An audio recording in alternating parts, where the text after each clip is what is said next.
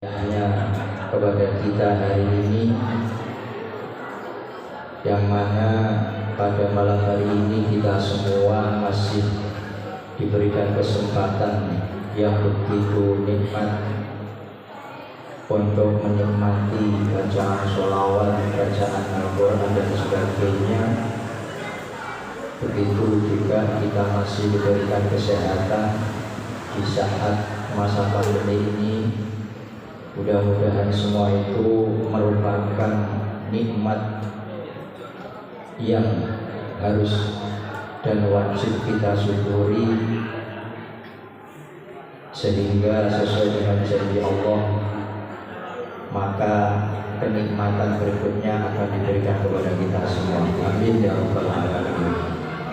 Para bapak, saudara, sahabat, rekan dan kita sekalian, jam 21:31 sudah jam malam ini mestinya. Kebagian terakhir, mudah-mudahan terutama rekan dan rekan kita semuanya saja yang hadir di sini saat ini tidak bosan mendengar suara saya, tidak bosan memandang wajahku, tidak bosan juga memanggil namaku, karena nama dan wajahku begitu indah di hati kalian, sehingga menjadi ketagihan untuk selalu mengundang diriku dimanapun berada. Roto-roto puisi betepak bukan apa cari parisan ini. Bapak Ibu sekalian, rekan dan rekan kita,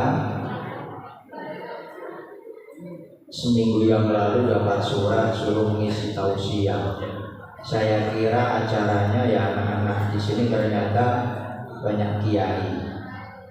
Yang saya niati kita belajar bersama saja. Ketika kita berhenti belajar, maka disitulah kebodohan kita semakin nampak.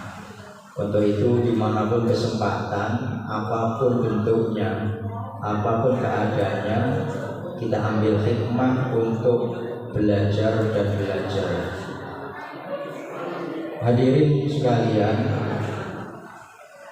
sesuai dengan tema yang diberikan kepada saya, kalau melihat temanya di garis tebeli koyo yapot, pemantapan aswaja. Pertanyaan saya, jenenge pemantapan itu berarti kan sudah ada benih-benih aswaja di dalam diri kita minimal. Dan setelah saya merenung tema ini sesuai enggak, saya ingat anak-anak sekalian ini masih anak murid saya semua, diajari aswaja itu kan mulai kelas 4. Kalau sekarang yang sudah ada lulus kuliah, berarti ya memang benar, memang harus minta dimantapkan itu ya. Rekan dan rekan kita sekalian, sahabat Ansor, sahabat Termas, aswaja itu kan merupakan singkatan dari ahli sunnah wal jamaah. Kenapa kok muncul istilah aswaja? Ini pelajaran kelas 4. Kalau yang sudah lulus berapa tahun yang lalu bisa. Ini didasari sebuah hadis Nabi, iftaraqu ummati, umatku atau sataftariqu ummati. Ketika itu ada sebuah hadis, iftaraqatil yahud, di orang Yahudi itu akan terpecah menjadi ihdawasabaina firqatan, 71 golongan.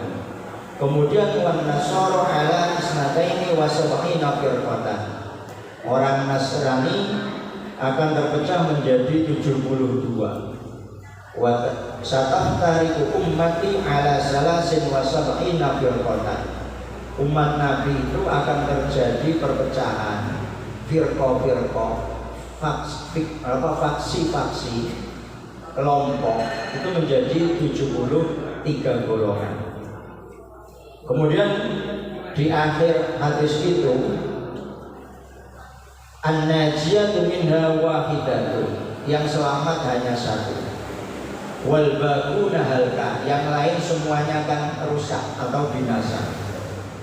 Kila, para sahabat bertanya, siapa manin najiyah yang akan selamat di antara 73 kelompok itu?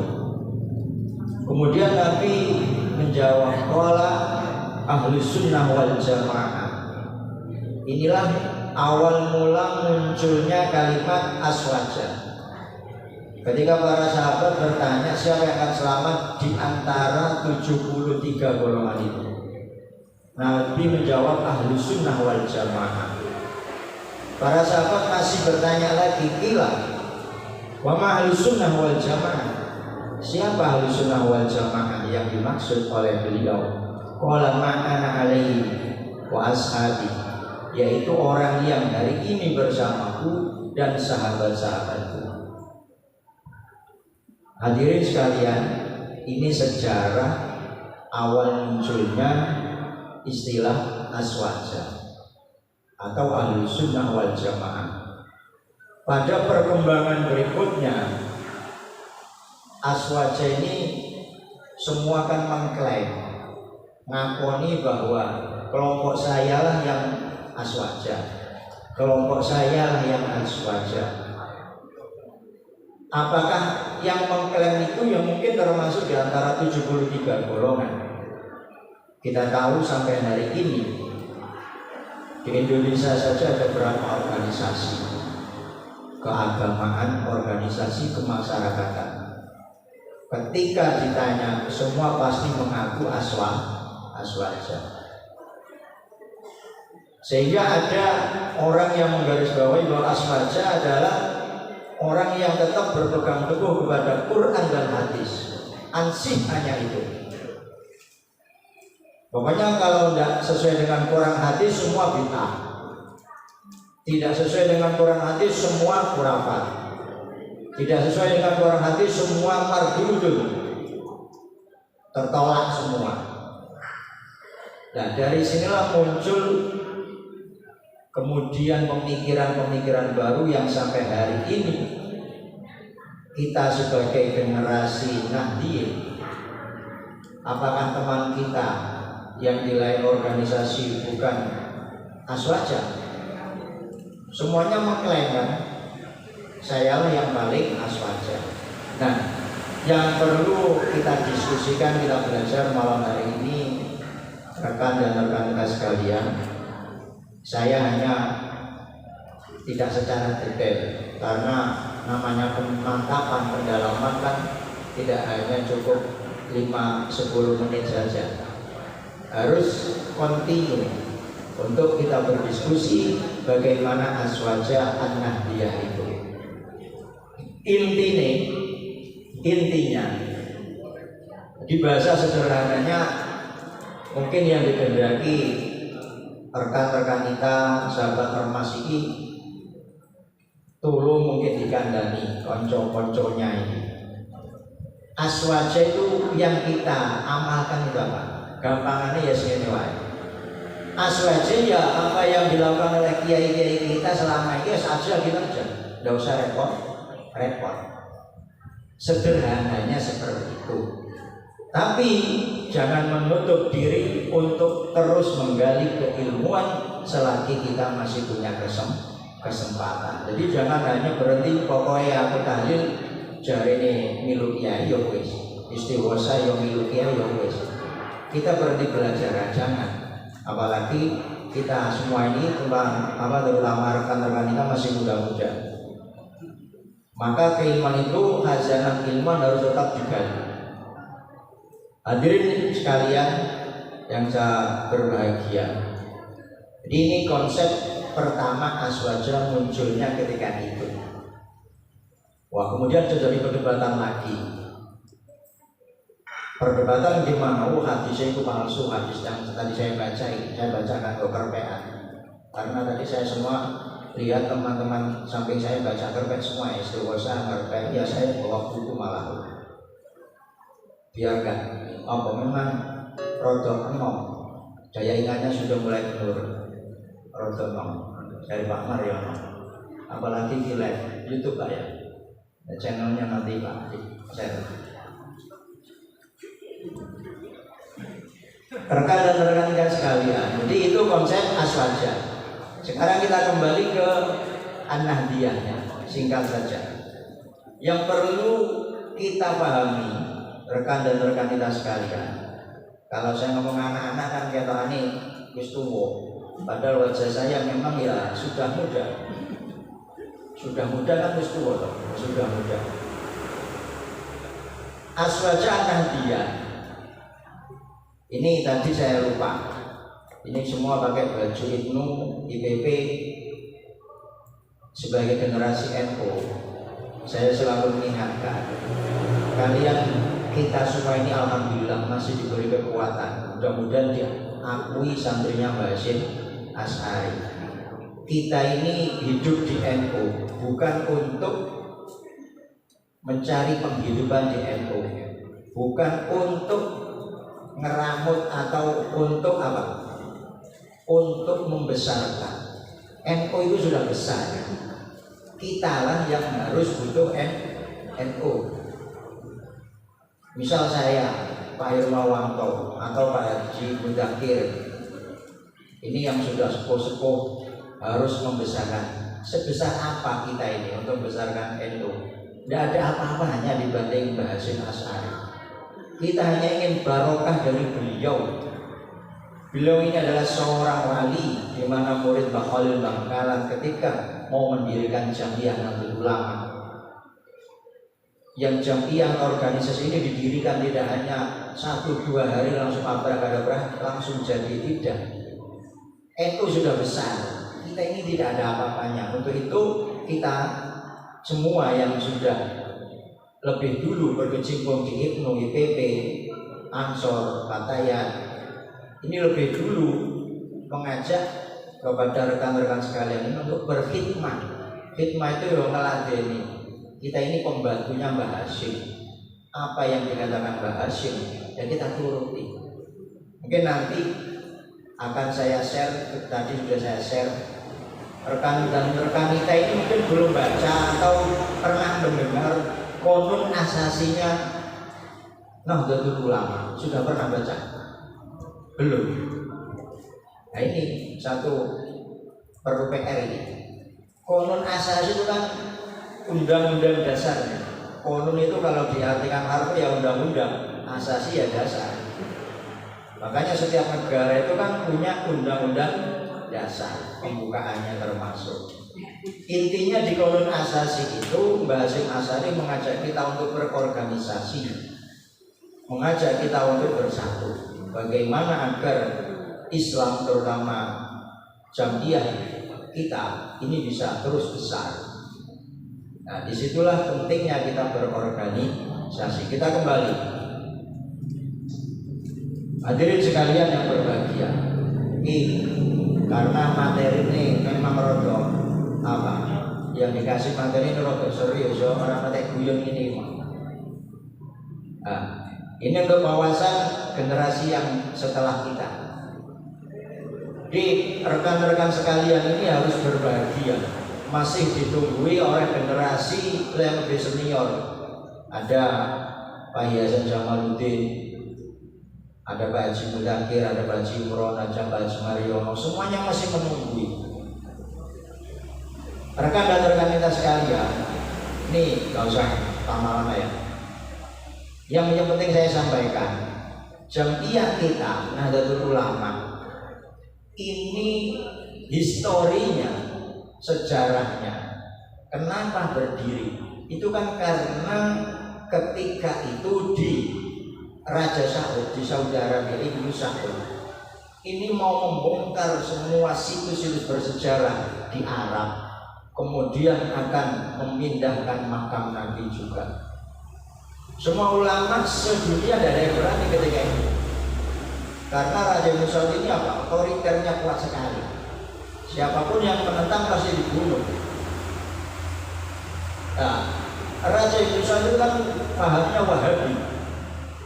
Maka jangan heran ketika NU hari ini, organisasi kita, diserang kanan kiri depan belakang oleh Wahabi. Kita tidak usah kaget. Berdirinya saja kita berhadapan dengan Wahabi, apalagi sekarang yang sudah berjalan ini. Ketika itu Mbah Wahab lah yang berani ke sana. Mbah Wahab lah yang berani ke Saudi untuk menghadap langsung Raja Ibnu Saud. Mungkin pernah mendengar cerita kan? Pernah mendengar cerita. Ulama semua berkumpul di Mekah, tidak ada yang berani. Siapa yang mau menghadap ke Raja Ibnu Saud pasti dipenggal leher. Bahwa itu kan punya kecerdasan intelektualitas yang tinggi. Semua terdiam. Terdiam. Ketika ulama-ulama kumpul itu, kumpulnya sembunyi-sembunyi. Akhirnya bahwa ini nggak kurangan akal. Ulama, bahwa di gede ini, dari Afrika, dari Eropa semua kan besar-besar. Bahwa kan tidak besar orang Asia. Akhirnya bahwa itu mencairkan suasana biar tidak tegang, biar tidak tegang kabeh. Sampai niku tegang apa terkesima dengan wajahku apa gimana? Ngantuk kaya ini. Bahwa itu cerita kan, pernah mendengar cerita Nabi Nuh kan ya? Ketika banjir, ketika kapal ini sudah mau mendarat semua kan bersiap-siap mau apa? Lompat. Ketika kapal Nabi Nuh mau berangkat, semuanya diingatkan, hei, semua yang ikut di atas kapal, yang jodoh tidak boleh berdekatan, silakan menjauh. Karena kapal kita tidak boleh ditambahi penumpang lagi. Karena banjir ini kan banjir bandang, tidak tahu kapan akan surut. Sawan kabeh semua sepakat. Begitu sudah berhari-hari, berminggu-minggu, berbulan-bulan, kapal ini sudah mau kelihatan daratan, mau mencolok di sini. Ketika Nabi Nuh ini membuat aturan, semuanya yang berjenis kelamin jantan laki-laki dituweleh kabeh pelanangan. Tahu pelanangan? Anu dideleh kabeh, deleh lemari ditutup, tidak boleh diambil pokoknya. Bahaya ini sampai metu. Karena apa? Undang-undangnya kalau kapal ini ketambahan penumpang bisa-bisa kalau lebih. Nah, kunci do lemari guys. Begitu selesai mau mendarat ya kan, sing duwisian mencolot itu so. Sing duwisian mencolot itu jaran. Kamu ngerti jaran? Jaran langsung, jaran kan bawater melayani, tobruk lemari ini, dijupuk dadak orang wae gajah kan gede. Jadi jaran itu gawa wae gajah, makanya wae jaran saya itu gede. Ya enggak? Loh, barang wae gajah, ijolan jaran, gajah itu telur-telur jaran. Jaran mari bawater, gak ngurus kowe aku ndok daratan. Dadi gajah iki jolan manue jaran. Dadi jaran iki gede manue wis. Sampai saiki mangane jaran iki gede. Wis wedok-wedok muruk kok saiki anu jaran. Lah sing terakhir kowabe iki wis jolan goleki dhewe. Karek bocah cilik-cilik. Semut yang golek dhewe kok gak ono iki. Di semut yang golek mampe gak ketemu. Sampai saiki, sampai nek weruh semut, iku kan mesti perlu kancane. Ditakoni, "Kowe wis ketemu ta durung?" Lah iku ceritane bawah. Ketika berkumpul dengan para ulama, akhirnya guyu kabeh. Ulama-ulama sak iso ae wong Indonesia iku guyon. Makane mboten pamit gak. Seingat saya ini kitab yo jenenge Badai Zuhur. Kitab Badai Zuhur sing terangno yo ana di Indonesia urus ada sembarang iki. Jadi makanya sama Rasul saya ini mesti nek berdoa iku kaya salaman iku takok. Kalau wis ketemu tak durung, kalau wis ketemu tak durung, lah itu takok asline. Makanya sama kan gak rondo untuk mati. Itu bawa ketika itu. Rekan dan rekan sekalian, kita lanjutkan tadi ya, biar nggak terlalu malam. Jadi jangan heran kalau sampai nanti menjadi penerus dari Jamiah NU ini akan selalu berhadapan dengan namanya paham Wahabi. Karena awal berdirinya saja itu karena historinya berhadapan dengan Wahabi. Sampai kapanpun tidak akan pernah surut. Apalagi mereka didanai dengan dana yang kuat sekali. Jadi ini apa? Pokoknya titik bid'ah, titik bid'ah, Islam Nusantara kemarin viral, lebih kafir dari kafir. Itu kemudian maksudnya. Terutama yang generasi 4.0 ini kan selalu berpegang pada apa? HP. Pokoknya ngaji ini kan sudah pakai gelap. Pokoknya posting, share, tepak buka sih penting apa? Share aja wis. Cacet pokoknya jempolnya wis pokoknya. Nah ini memang tugas kita yang sudah muda-muda ini. Bagaimana teman-teman ini paham bagaimana aswaja yang dikembangkan oleh beliau Mbah Hasyim Asy'ari. Nah intinya kita ini satu ketika di bidang akidah kita kan ikut Asy'ariyah Al-Maturidiyah. Kita ini toleran, tasamuh, ya, iktidal, seimbang. Ketika kita bicara akidah ahlu sunnah, ini kan kita di garis tengah antara Jabariyah dan Qadariyah. Jabariyah itu paham yang dikembangkan oleh Mu'tazilah bahwa apapun perbuatan manusia itu semuanya sudah diatur oleh Allah. Apakah jelek, apakah baik, semuanya urusan Allah, mutlak. Loh Pak, di kita kan ada rukun iman yang keenam, khairihi wa syarrihi, baik juga dari Allah, jelek juga dari Allah. Betul. Tapi ahli sunnah itu di garis tengah.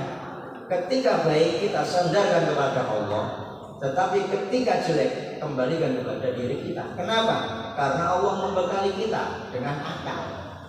Nah, orang yang mengandalkan rasio akal itu Mu'tazilah.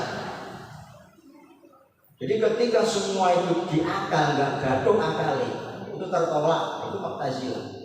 Lah, Jabariyah tersebut bagaimana? Kalau Qadariyah kebalikannya pahamnya. Apa-apa kayak jari menungso, Allah malah dinafikan. Misal saya bisa bicara ini, ya karena kemampuan saya. Sampai yang tadi bisa baca sholawat, ya karena kemampuan saya. Itu menurut Qadariyah. Yang Jabariyah enggak. Saya bisa begini, semua dari Allah, bukan dari diri saya. Nah, yang kita bahwa ahlu sunnah di tengahnya.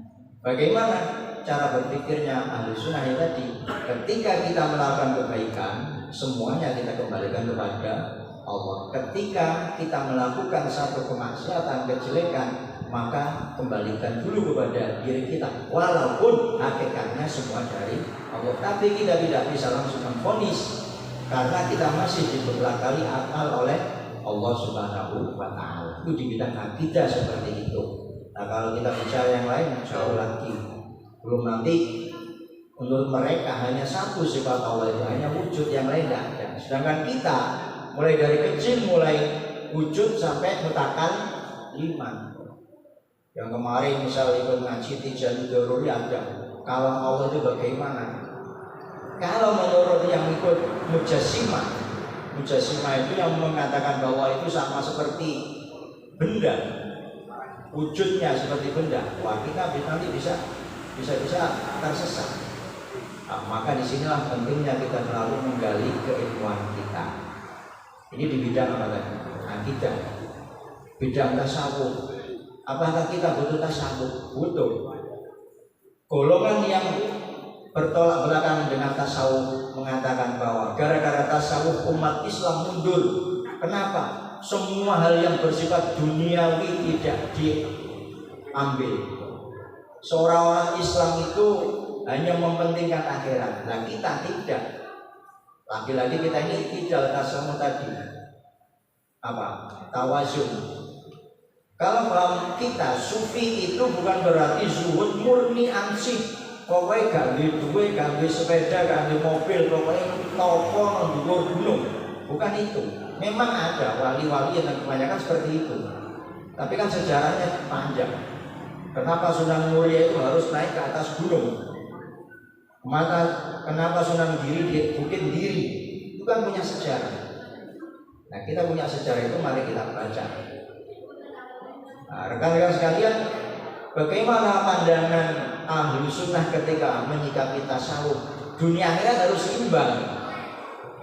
Dunia boleh kita miliki ini sebagai sarana untuk menuju akhirat. Nah, disitulah kita itu enaknya mengikuti paham ahlu sunnah wal jamaah Nahdiyah. Yang terakhir mungkin karena sudah malam, lain waktu nanti mungkin bisa diskusi lagi dengan yang lain. Jangan saya aja nanti ya. Mungkin banyak sesepuh-sepuh juga. Fikih kita juga 4 madhab. Kenapa hanya 4? Ya karena mustahil mutlak. Imam Ghazali saja masih mengikuti madhab yang 4 itu. Artinya apakah meskipun sudah mendapat julukan Hujjatul Islam, penjaga Islam, Imam Ghazali, Syekhina Imam Ghazali dalam bidang fikih masih ikut madhab 4 itu. Nah, kita kebetulan yang mengikuti madhab 4 yang kebetulan di Indonesia adalah mayoritas Syafi'iyah, ya, ikuti Syafi'iyah itu. Apakah kita tidak bisa istihad? Bisa. Tapi mungkin ya jauh dari kemungkinan, karena untuk istihad itu kan berat sekali seorang mujtahid. Maka diambillah tengah-tengah. Bagaimana kita tidak taklid buta? Taklid itu norok bontek, cara basa Madura, ikut-ikutan. Maka kita selain madhab, disitulah agar terhindar dari taklid. Artinya kita tetap mengikuti para mujtahid, kita juga harus belajar dari pendapat-pendapat madhab itu. Disinilah akhirnya khazanah keilmuan ahlu sunnah Nahdiyah ini berkembang. Mungkin itu saja, hanya sekilas. Masih banyak kan mestinya. Saya lihat sudah mulai redup meripatnya, tinggal 3 bulan lagi. Kurang lebihnya nanti kalau ini tahun berapa ya? Saya pernah baca kitab ini tapi kehantam karena peminatnya semakin surut. Kalau ingin pemantapan amaliyah An-Nahdiyah, kebetulan kiai kita, beliaunya Al-Fakir Kiai Marzuki Mustamar ini kan sudah mengarang kitab Al-Muqtatofat di Ahlul Bidayah. Ini amalan-amalan yang sehari-hari kita laksanakan, perocotan, ada istighosa, ada tahlil, ada peringatan maulid, ada peringatan Isra Mi'raj, semuanya lengkap di kitab ini. Jadi kita mengikuti kiai itu tidak rugi, karena para kiai ini punya dasar. Tidak hanya semua dikatakan bid'ah, tidak semua dikatakan khurafat dan lain sebagainya. Jadi ini kitab yang sesuai untuk kita hari-hari ini dan harus tahu kenapa kita dasarnya seperti ini, agar tidak dibully. Kira ini kan dibully habis-habisan media sosial. Ini tak oleh dasar ini. Akhirnya pulang dalil. Nah, kita tidak mempunyai kemampuan untuk kesana. Maka beruntunglah kiai kita punya pegangan ini. Itu saja yang dapat saya sampaikan. Kurang lebihnya mohon maaf. Adanallahu wa iyyakum ajmain. Wallahul muwaffiq ila aqwamit. Wassalamualaikum warahmatullahi wabarakatuh.